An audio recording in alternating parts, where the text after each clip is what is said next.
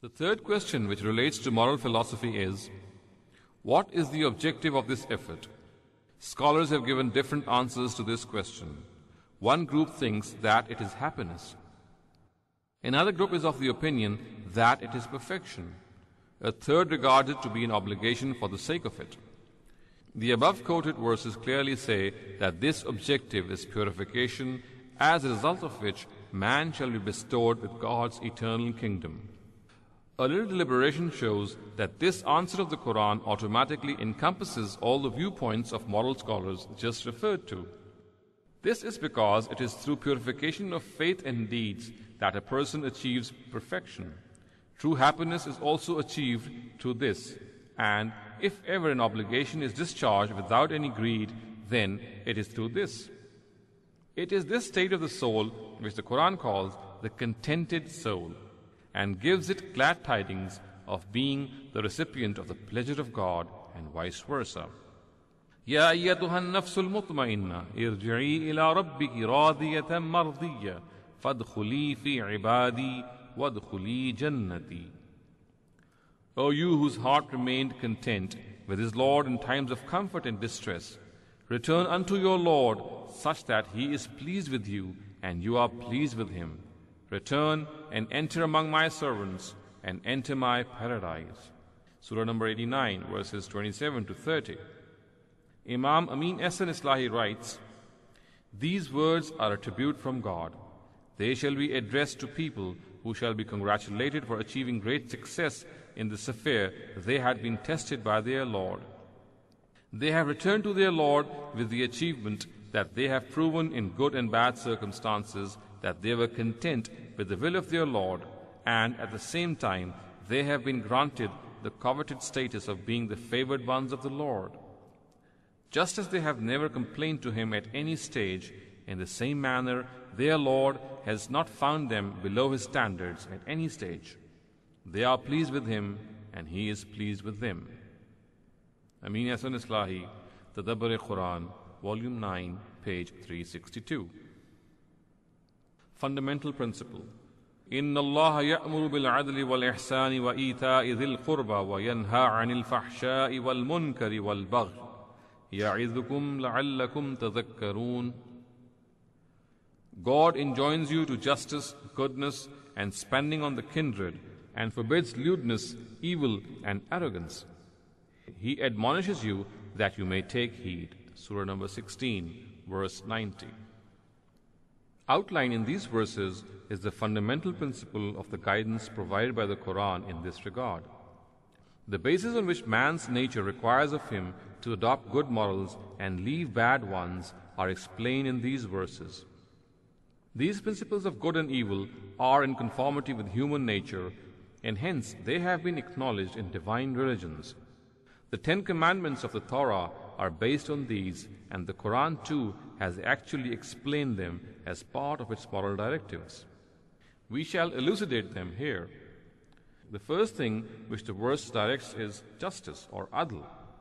This means that whatever obligation is imposed on a person vis-a-vis a fellow human being, he discharges it the way it exactly is and in an impartial manner, whether his fellow human being is weak or powerful, and whether he is liked or disliked by us.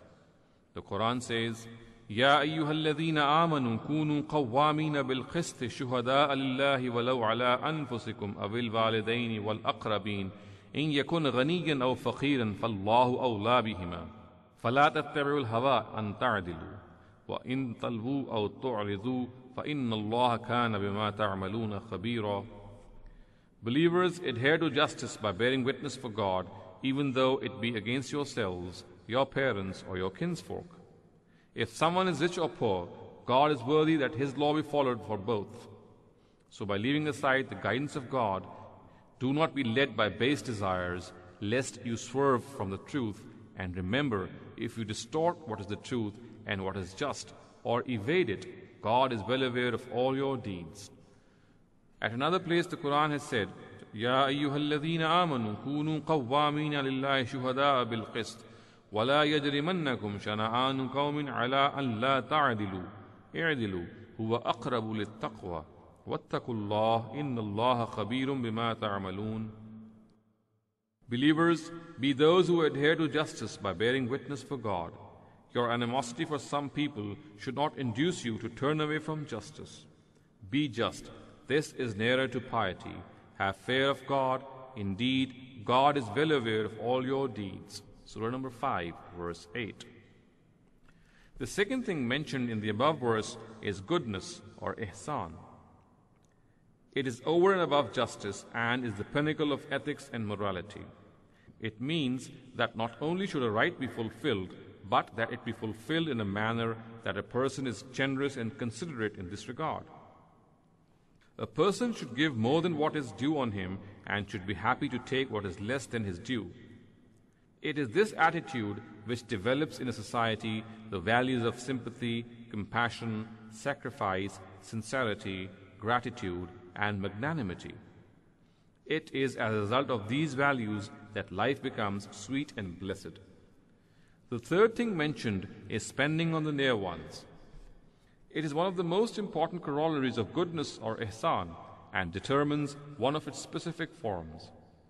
It means that the near ones are not merely worthy of justice and goodness from a person, they also deserve to be thought of as having a share in one's wealth. They should never be abandoned in case of need and deprivation, and like a person's own family, their needs should also, as far as possible, be generously fulfilled. In contrast, the verse has prohibited three things also. The first of these is lewdness or fahisha. It connotes fornication, homosexuality, and similar acts of lewdness. The second thing is evil or munkar. It is the opposite of ma'ruf and refers to evils which mankind has generally recognized as evils, has always called them as evils, and so obvious is their evil that no argument is needed to prove it. In every good tradition of religion and culture, they are regarded as bad. At another instance, the Quran, by using the word ithm for them, has clarified that they connote acts which are instrumental in usurping the rights of others. The third thing is arrogance and rebelliousness, or baghi. This, of course, means that a person takes undue advantage of his power and influence, exceeds his limits, and tries to usurp the rights of others, whether they are of his creator or of his fellow human beings. The Quran says, قُلْ إِنَّمَا حَرَّمَ رَبِّيَ الْفَوَاحِشَ مَا ظَهَرَ مِنْهَا وَمَا بَطَنَ وَالْإِثْمَ وَالْبَغْيَ بِغَيْرِ الْحَقِّ. Tell them, my Lord has forbidden all lewd acts, whether hidden or open, and evil and wrongful rebelliousness. Surah number 7, verse 33. Moral